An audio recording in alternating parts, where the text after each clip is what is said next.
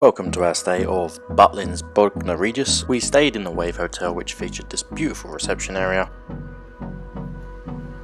The reception had its own gaming area, and it had its own bar and lounge area. Making our way to a hotel room on the 5th floor, immediately upon entering the apartment, the first room to the left we found was the bathroom, and this footage is taken after me taking a shower due to the great big mirror hanging on the wall, and let's face it, I'm too beautiful to be seen on video. I would advise you activate the sink with caution, as the water comes out extremely fast and will flood your sides. Now I have a treat for you ASMR guys, some water from the tap.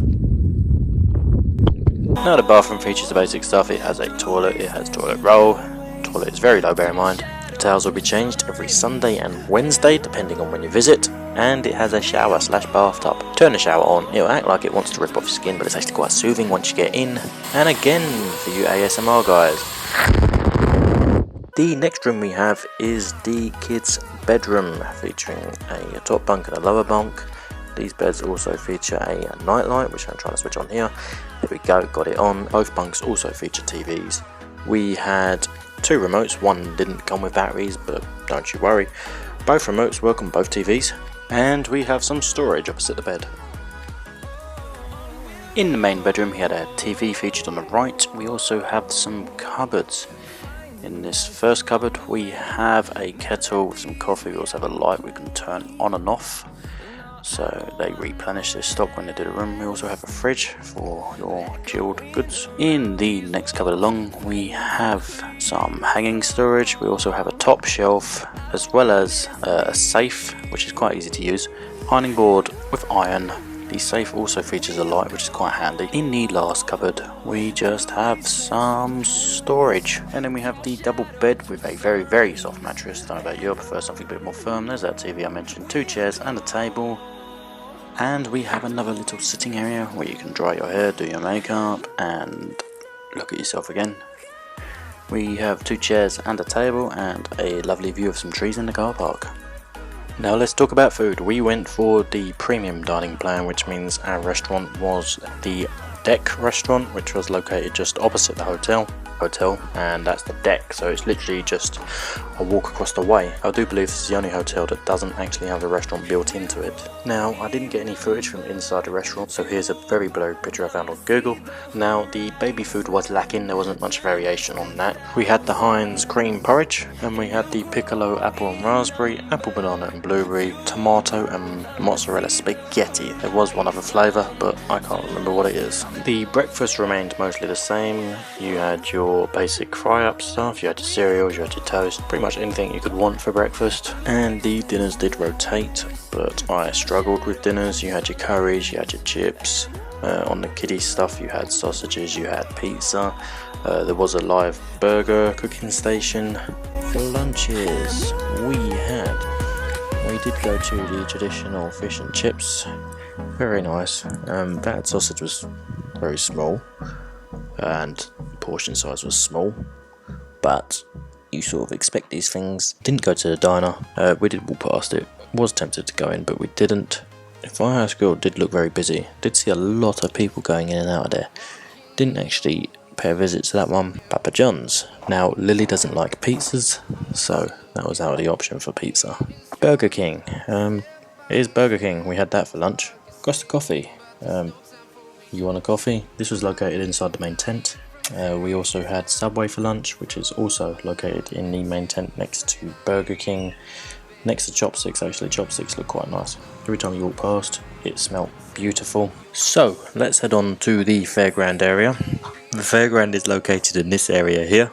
Our hotel is over here, so it's not a long walk. Now, the fairground featured adventure golf, which of course I won, aerial adventures like the high ropes, which is for 8 years and plus. It costs you £13 per person and you have to book it ahead of time. Now the high ropes is basically an obstacle course. You have to make your way around it from one side to the other. In this instance we did get to go back around the opposite way. I don't know if that's something they do for everyone.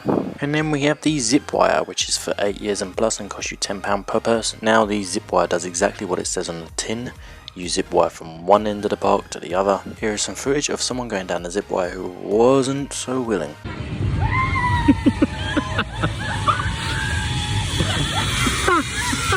And then we have the climbing wall, which is for 5 years upwards, and it costs you £12 per person. We had some dodgems, although these only seem to be open on the first day. Every other time we turned up they didn't seem to be open. Nevertheless, a fun way to get whiplash on your first day in the park. And we had the Waltzer, I think it's called, probably ruined the name. Basically, easy way to get dizzy. They also have a Helter Skelter. I avoid these like the plague because they tend to leave me covered in bruises. There's a carousel, there was also go-karts. You had to pre-book and pay for the go-karts, they wasn't free. There's a few other things you'd expect to find at a fairground. All in all, quite good. But if the fairground isn't enough entertainment for you, let's check out the arcades. Now, the arcades are located in the Skyline Pavilion, aka the tent. Inside the arcades is all your basic stuff, everything you expect to find. You have your 2p machines, you have your games. There was gift shops, there was face painting, there was soft play. There was a place to watch puppet shows. There's also a few VR rides. There ain't really much more to say about the arcades apart from its hours of entertainment. Speaking of entertainment, we have the Reds venue, which is most of your evening entertainment. We never stayed until it closed, but it opens around about 7 PM. You've got kids entertainment, then you've got bingo. We actually ended up winning one of the Bingo Bango t-shirts. This is basically a place just to sit back, chill out after a long day. And then you have Studio 36, which features your big boys. You got your Peppa Pig Seaside Adventure, and you had Mr. Maker and Friends. Both shows were very entertaining for the kids and went on for about an hour or so not too long. There was your Skyline stage. This had shows going on throughout the day. There was a Tots Disco and the Skyline Gang on Safari. Then you had your center stage, probably in my opinion where the best shows go down. We went to watch Jukebox Musicals, basically what it is on the tin. It's a musical. We went to watch Goldilocks and the Three Bears. I have to say, for a kids show, this was bloody hilarious. And then Jay and Joss Imagination. There is nothing like watching a magic show up close. The final act from the show was them being tied up in straitjackets, hung upside down, and a bear track above them. They had a time limit to escape. I don't know if the music's copyrighted, so you probably won't hear nothing, and they did say you was allowed to record this, so I did.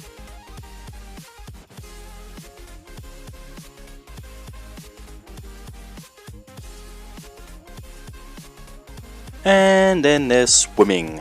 So swimming for us was located at the far end of the resort. We went every morning after breakfast before it got too busy.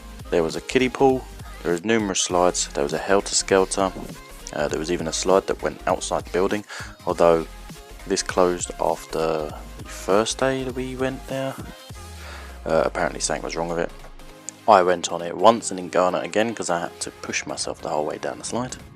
But all in all, the swimming pool is definitely a place to be. All in all, Butlin's was an absolutely amazing experience. We have gone as far as discussing as going again. The only drawbacks we found is we went during Tots Weeks, and I'll tell you now, we sure as hell ain't ever going to Tots Week again. Never. It's absolutely far too manic for us. Go to a maternity ward and listen to all them babies cry at once. That's all I'm going to say about that.